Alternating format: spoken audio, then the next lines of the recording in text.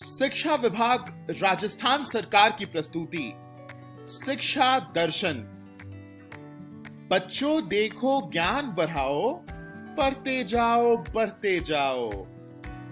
DD Rajasthan पर सोमवार से शनिवार क्लास 1 से क्लास 12 तक, क्लास 9th और 10th के लिए 12:30 से 1:30 बजे तक, क्लास 11-12 के लिए दोपहर 1:30 बजे से 2:30 बजे तक और क्लास 1 से 8 के लिए 3 बजे से 4:15 तक।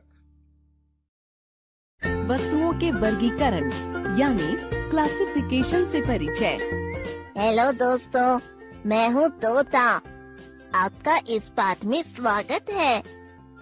चलो देखते हैं कि आप इस पाठ में क्या सीखेंगे। वस्तुओं की विशेषताएं यानी कैरेक्टरिस्टिक्स क्या होती हैं और विशेषताओं के आधार पर वस्तुओं के अलग अलग समूह यानी ग्रुप्स कैसे बनाए जाते हैं। चलिए छोटू के घर चलते हैं। छोटू अभी पहली कक्षा में आया है। उसकी माँ उसकी नई किताबें और खिलौने अलमारी में रखने में छोटू की मदद कर रही हैं। छोटू, चलो अपनी दोनों किताबों को उनके आकार के आधार पर अपनी अलमारी में रखो। यानी सबसे नीचे बड़ी किताब रखो और उसके ऊपर छोटी किताब रखो। क्या आप मेरी मदद कर सकती हो? हाँ बिल्कुल। क्या तुम मुझे बता सकते हो कि इन दोनों किताबों में से बड़ी किताब कौन सी है और छोटी किताब कौन सी है? हाँ, यह बड़ी किताब है और यह छोटी किताब है। बहुत अच्छे छोटू। चलो अब इन खिलौनों को देखते हैं। इन सब खिलौनों की आकृति अलग है। कोई गेंद जैसा गोल है और कोई तुम्हारी किताब के जैसा चकोर है और इन सब का रंग भी अलग है। हाँ माँ, मगर आप मुझे यह सब क्यों बता रही हो? बेटा, बड़ा और छोटा आकार या अलग आकृति और रंग, यह सब इन वस्तुओं की विशेषताएं हैं जिनके आधार पर हम इन वस्तुओं को वर्गीकृत यानी क्लासिफाई कर सकते हैं। ओह अच्छा, तो आप बड़े हो और मैं छोटा हूँ। यह भी हमारी विशेषताएं हैं, है ना? हाँ छोटू, तुमने ठीक समझा। बहुत अच्छे। मुझे अब खिलौनों से खेलने का बहुत मन कर रहा है। क्या आप मेरे साथ खेलोगी? हाँ बेटा, चलो जंगल जंगल खेलते हैं। मगर इससे पहले जानवरों वाले खिलौनों के अलावा बाकी सब खिलौनों को अलमारी में अंदर रख देते हैं। ठीक है माँ। क्या अब हम जंगल जंगल खेल सकते हैं? हाँ बिल्कुल बेटा। बेटा, मैं हूँ शेर और मुझे बहुत भूख लग रही है। मैं इस सफेद खरगोश को खाऊं या फिर इस काली बकरी को? अरे, यह भूरा हिरन भी बड़ा स्वादिष्ट लग रहा है। चलो छोटू, जल्दी से शेर से इन सब जानवरों को छुपा लो जिससे वह इन्हें न खा पाए। मगर कैसे माँ?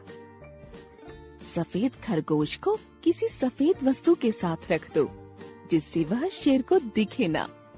ऐसे ही बाकी जानवरों को भी उनके रंग के वस्तुओं के साथ रख दो। ठीक है माँ। मैंने सब जानवरों को छुपा दिया है। अब शेर उन्हें नहीं खा पाएगा ना? शाबाश बेटा। नहीं, अब शेर उन्हें नहीं खा पाएगा और इसलिए वह उदास होकर वापस चला गया। ये, मैंने जानवरों को बचा लिया। हाँ बेटा, बहुत अच्छे। आपने देखा कि छोटू ने कैसे जानवरों के रंग के आधार पर उन्हें वर्गीकृत किया और उनके रंगों से मेल खाते हुए वस्तुओं के साथ रखा। क्या आप जानते हैं कि इस तरह विशेषताओं के आधार पर वस्तुओं को वर्गीकृत करके उनके समूह बनाने की प्रक्रिया को क्या कहते हैं? इस प्रक्रिया को वर्गीकरण यानी क्लासिफिकेशन कहते हैं।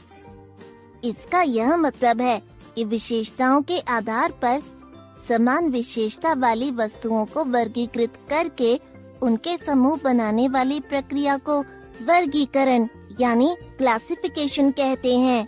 क्या आप अपने बस्ते में रखी किताबों को उनके रंग और आकार के आधार पर वर्गीकृत कर सकते हो? चलो अब रात हो गई है और तुम्हें सो जाना चाहिए। जल्दी से इन खिलौनों को रख के सो जाओ। ठीक है माँ, मुझे आज बहुत मजा आया। कल फिर से खेलेंगे। ठीक है बेटा, अब सो जाओ। शुभ रात्रि। आज के लिए बस इतना ही। इस वीडियो में हमने जाना कि वस्तुओं की विशेषताएं क्या होती हैं। विशेषताओं के आधार पर हम वस्तुओं को वर्गीकृत करके उनके अलग अलग समूह कैसे बना सकते हैं। हमने यह भी जाना कि समूह बनाने की इस प्रक्रिया को वर्गीकरण यानी क्लासिफिकेशन कहा जाता है। अगली वीडियो में हम वर्गीकरण यानी क्लासिफिकेशन के कुछ और उदाहरण देखेंगे। बाय दोस्तों। वस्तुओं के वर्गीकरण यानी क्लासिफिकेशन के उदाहरण। तो बच्चों, पिछली वीडियो में आपने जाना कि वस्तुओं की विशेषताएं क्या होती हैं। विशेषताओं के आधार पर हम वस्तुओं को वर्गीकृत करके उनके अलग अलग समूह कैसे बना सकते हैं। आपने यह भी जाना कि समूह बनाने की इस प्रक्रिया को वर्गीकरण यानी क्लासिफिकेशन कहा जाता है। इस वीडियो में हम देखेंगे वर्गीकरण यानी क्लासिफिकेशन के कुछ उदाहरण, जिनमें हम वस्तुओं की विशेषताओं के आधार पर उनके समूह बनाएंगे। सुबह का समय है और छोटू की माँ कपड़े भिगो रही हैं। छोटू अपनी माँ की मदद करने आता है। माँ, आप क्या कर रही हो? बेटा, मैं कपड़े धोने से पहले उन्हें अलग कर रही हूँ। क्या मैं आपकी मदद करूँ? हाँ, क्यों नहीं। क्या तुम कपड़ों को उनके रंग के आधार पर अलग अलग बाल्टियों में डाल सकते हो? ठीक है। छोटू कपड़ों को देखता है और सारी शर्ट एक बाल्टी में डाल देता है, सारी पैंट दूसरी बाल्टी में डाल देता है और सारी साड़ियाँ तीसरी बाल्टी में डाल देता है। यह देख के उसकी माँ हंस पड़ती है। छोटू को समझ में नहीं आता कि उसकी माँ हंस क्यों रही है। क्या आप लोग बता सकते हो कि छोटू की माँ क्यों हंस पड़ी? क्या छोटू ने कपड़ों को ठीक से अलग किया है? माँ, आप हंस क्यों रही हो? मैंने कुछ गलत किया क्या? हाँ बेटा, मैंने तुम्हें कपड़ों को उनके रंग के आधार पर अलग करने के लिए बोला था, मगर तुमने उन्हें उनके प्रकार के आधार पर अलग किया है। ओहो, मैं अभी इसे ठीक करता हूँ। छोटू सब कपड़ों को बाल्टियों से बाहर निकालता है और फिर सभी सफेद कपड़ों को एक बाल्टी में डालता है, नीले कपड़ों को दूसरी बाल्टी में डालता है और सभी लाल कपड़ों को तीसरी बाल्टी में डालता है। इस तरह छोटू ने कपड़ों की एक विशेषता यानी रंग के आधार पर उन्हें वर्गीकृत करके उनके अलग अलग समूह बनाए हैं। क्या आप बता सकते हैं कि इस प्रक्रिया को क्या कहते हैं? जी हाँ, आपने सही पहचाना। इसे वर्गीकरण ही कहते हैं। माँ, मुझे बहुत भूख लग रही है। चलो ना, कुछ खाते हैं। ठीक है बेटा, मगर अभी कुछ बना हुआ नहीं है। मैं जल्दी से दाल चावल बना देती हूँ। ठीक है माँ, मैं भी आपके साथ रसोई में चलता हूँ। छोटू और उसकी माँ रसोई में जाते हैं। रसोई में शेल्फ पर दाल का डब्बा राजमा के डब्बे के पीछे रखा है। छोटू की माँ दाल का डब्बा उठाने लगती हैं कि उनके हाथ से दोनों राजमा और दाल के डब्बे गलती से गिर जाते हैं और दाल और राजमा दोनों मिल जाते हैं। ओहो, दाल तो राजमा के साथ मिल गई है। क्या तुम दाल और राजमा को अलग करने में मेरी मदद कर सकती हो? हाँ माँ, मैं आपकी मदद करता हूँ। छोटू फिर दाल को एक कटोरी में और राजमा को एक अलग कटोरी में डालने लगता है। तो बच्चों, क्या आप लोग बता सकते हो कि छोटू क्या कर रहा है?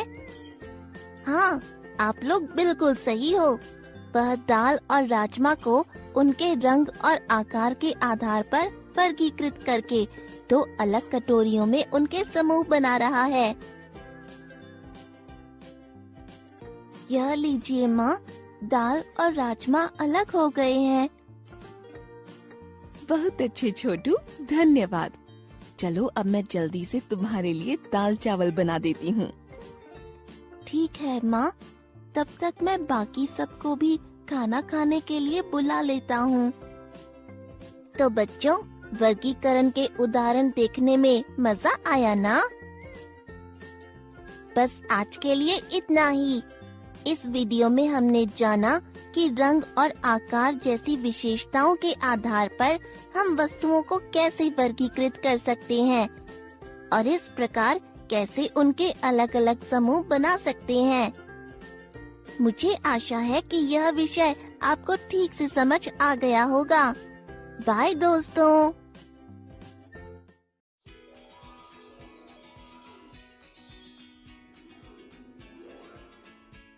हेलो बच्चों, आशा है कि आपको हमारे वीडियो के माध्यम से सीखने में मजा आ रहा है। आज हम 3 अंकों की संख्याओं के बारे में जानेंगे।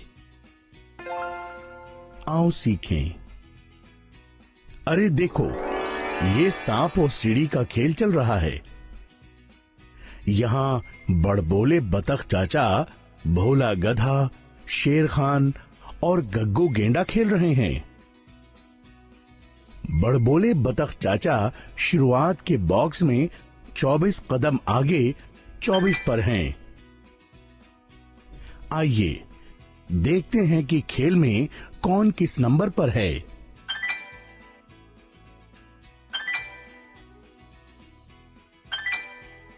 क्या आप मुझे बता सकते हो कि सबसे बड़ी संख्या पर कौन है? हाँ, गग्गू सबसे बड़ी संख्या 54 पर है। कौन सा खिलाड़ी सबसे छोटे नंबर पर है? बड़बोला बतख सबसे छोटे नंबर 24 पर है। क्या आप मुझे भोला जिस संख्या पर है उसका संख्या नाम बता सकते हो?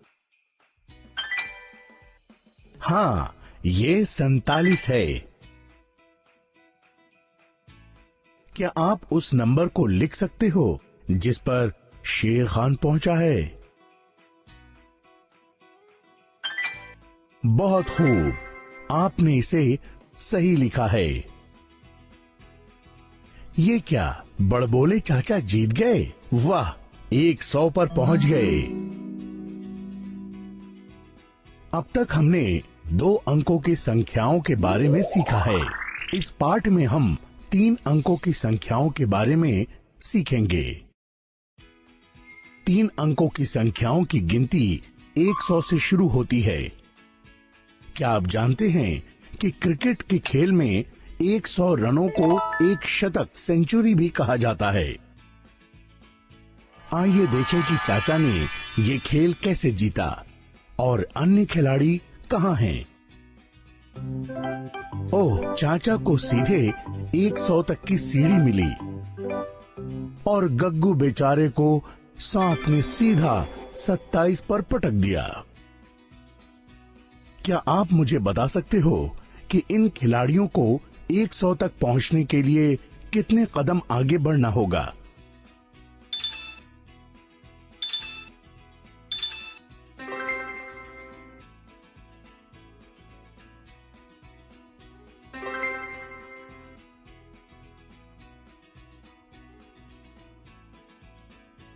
अरे वाह बच्चों, आपने सारे उत्तर बिल्कुल सही दिए हैं।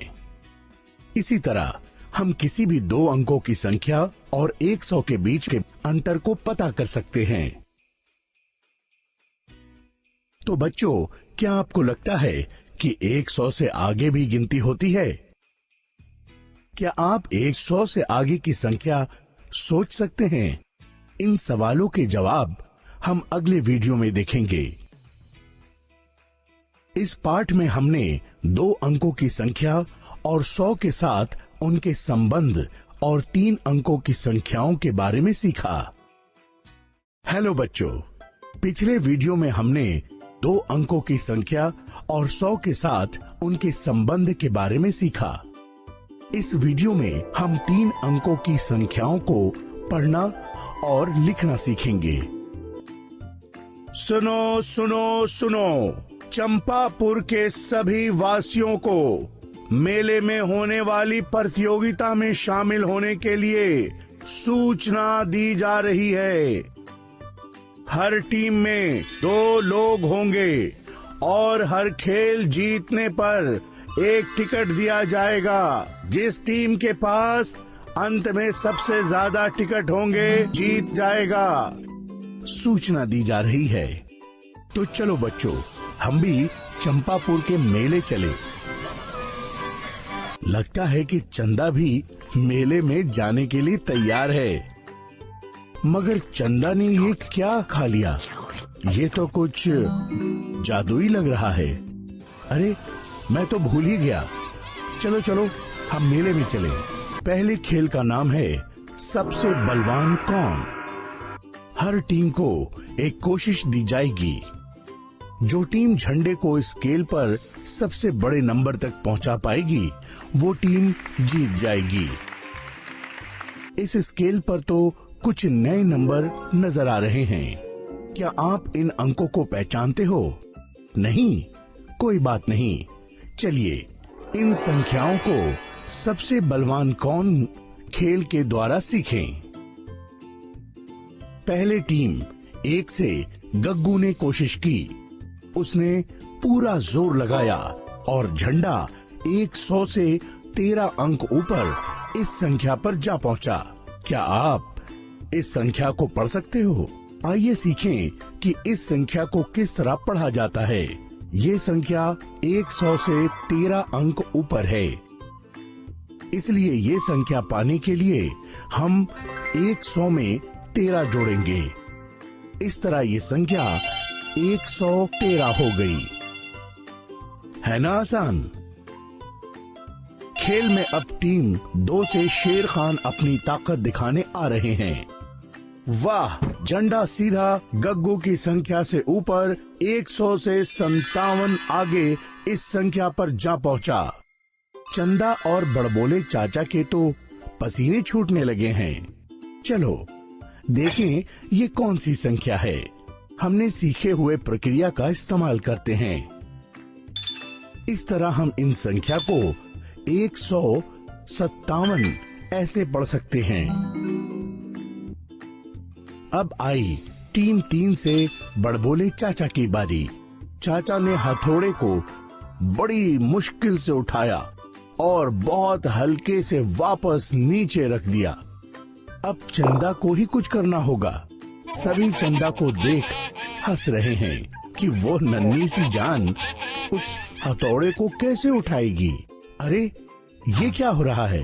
चंदा के आसपास ये चमक कैसी?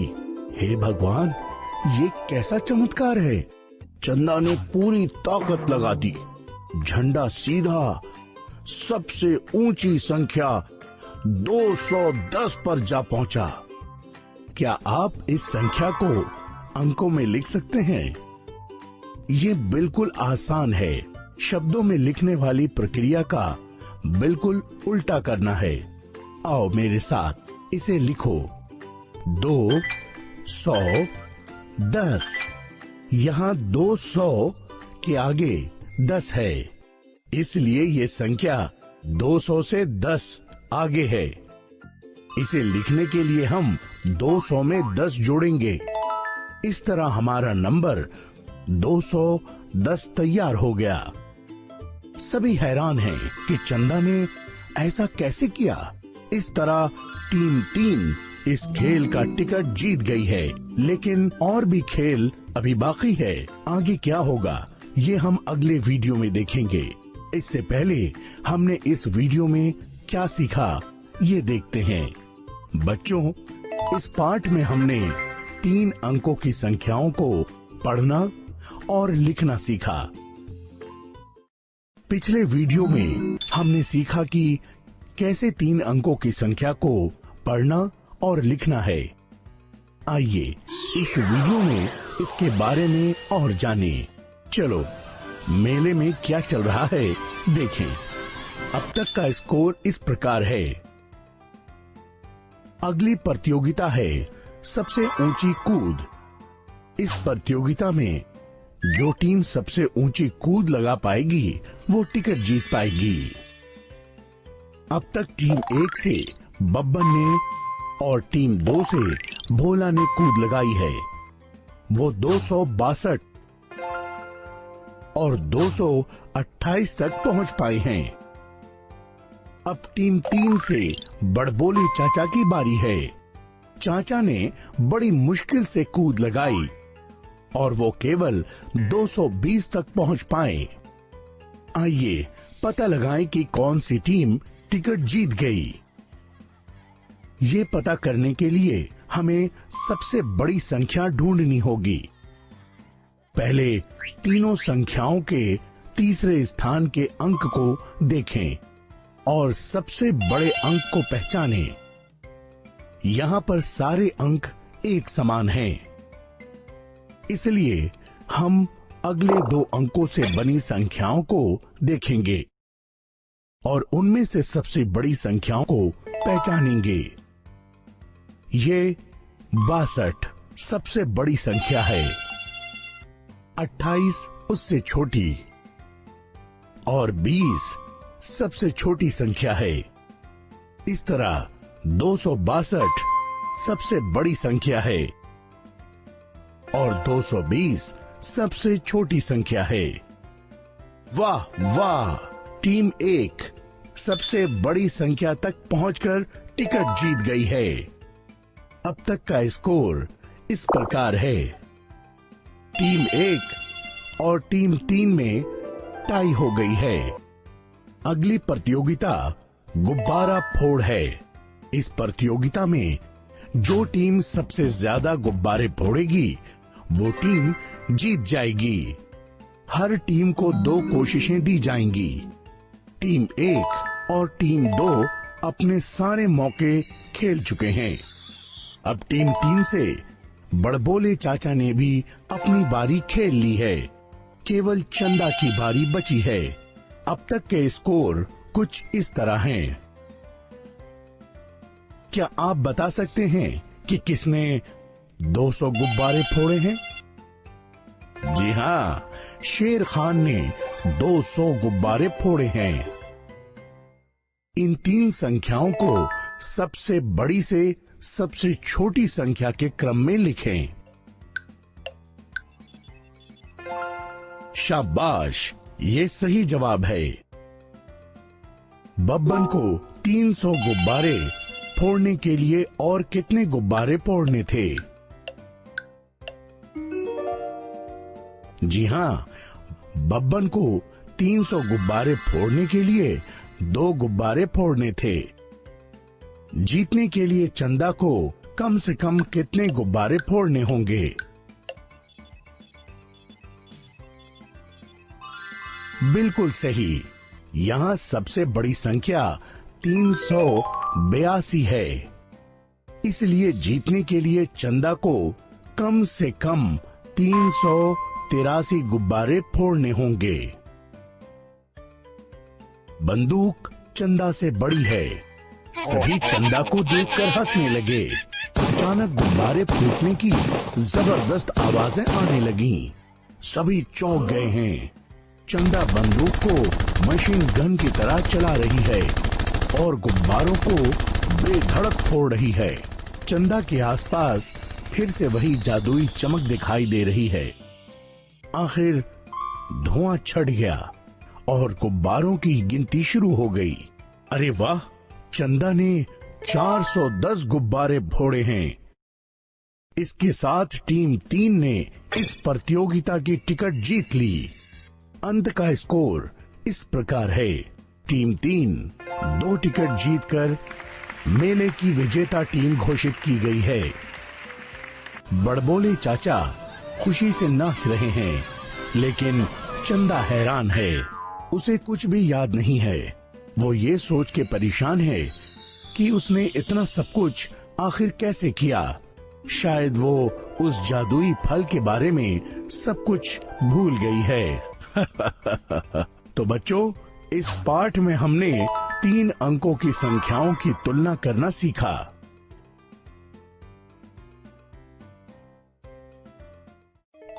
हेलो बच्चों, इस वीडियो में हम ग्रिड पेपर के उपयोग से क्षेत्रफल एरिया का अनुमान लगाना सीखेंगे। गोलू, बन्नी और भोला ने मार्केट से अलग अलग तरह के बिस्किट के पैक खरीदे। बन्नी, भोला, देखो, मेरा बिस्किट तुम्हारे बिस्किट से ज्यादा बड़ा है। गोलू ने बन्नी और भोला से कहा। नहीं, मेरा बिस्किट तुम दोनों के बिस्किट से ज्यादा बड़ा है। बन्नी ने गोलू से कहा। दोस्तों, किसका बिस्किट सबसे बड़ा है, इसका पता हम ग्रिड पेपर के उपयोग से तुरंत लगा सकते हैं। भोला ने कहा। बन्नी और गोलू कुछ समझ नहीं पाए। तब भोला ने एक कागज पर इस तरह के बराबर नाप के वर्ग बना लिए। इस तरह के समान वर्गों से बने कागज को हम ग्रिड पेपर कहते हैं। भोला ने कहा। लेकिन भोला, हम इसका इस्तेमाल सबसे बड़े बिस्किट का पता लगाने के लिए कैसे कर सकते हैं?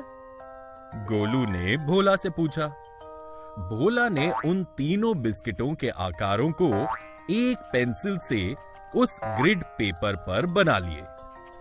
बन्नी, क्या तुम मुझे बता सकते हो कि तुम्हारे बिस्किट से बने आकार में कितने वर्ग हैं? भोला ने बन्नी से पूछा। बन्नी ने झट से वर्गों की संख्या गिनकर कहा, 16 वर्ग। और गोलू, तुम बताओ, तुम्हारे बिस्किट के आकार में कितने वर्ग हैं? भोला ने गोलू से पूछा। 15 वर्ग। गोलू ने कहा। और क्या तुम दोनों बता सकते हो कि मेरे बिस्किट के आकार में कितने वर्ग हैं? भोला ने बन्नी और गोलू से पूछा। 24 वर्ग। 24 वर्ग। बन्नी और गोलू ने चौंक कर कहा। बिल्कुल ठीक। और क्या तुम दोनों जानते हो कि किसी भी आकार के घेरे से बने क्षेत्र को हम उस आकार का क्षेत्रफल एरिया कहते हैं। इसलिए हम कह सकते हैं कि मेरे बिस्किट का क्षेत्रफल एरिया तुम दोनों के बिस्किटों के क्षेत्रफल एरिया से ज्यादा है, या मेरा बिस्किट तुम दोनों के बिस्किट से ज्यादा बड़ा है। भोलू ने गोलू और बन्नी को समझाया। ये तो बहुत मजेदार बात सिखाई तुमने भोला। चलो, हम तीनों अपने बिस्किटों को बांट कर खाएं। बन्नी ने भोला से कहा। तीनों दोस्तों ने अपने बिस्किटों को मिल बांटकर खूब आनंद से खा लिया। बच्चों, इस वीडियो में हमने ग्रिड पेपर के उपयोग से क्षेत्रफल एरिया का अनुमान लगाना सीखा। अगले वीडियो में हम कुछ दिलचस्प उदाहरणों द्वारा इसके बारे में और जानेंगे। इस प्रसारण से संबंधित सुझाव और अपने प्रश्न इत्यादि आप हमें इस ईमेल एड्रेस पे भेज सकते हैं, शिक्षा दर्शन राजस्थान @gmail.com।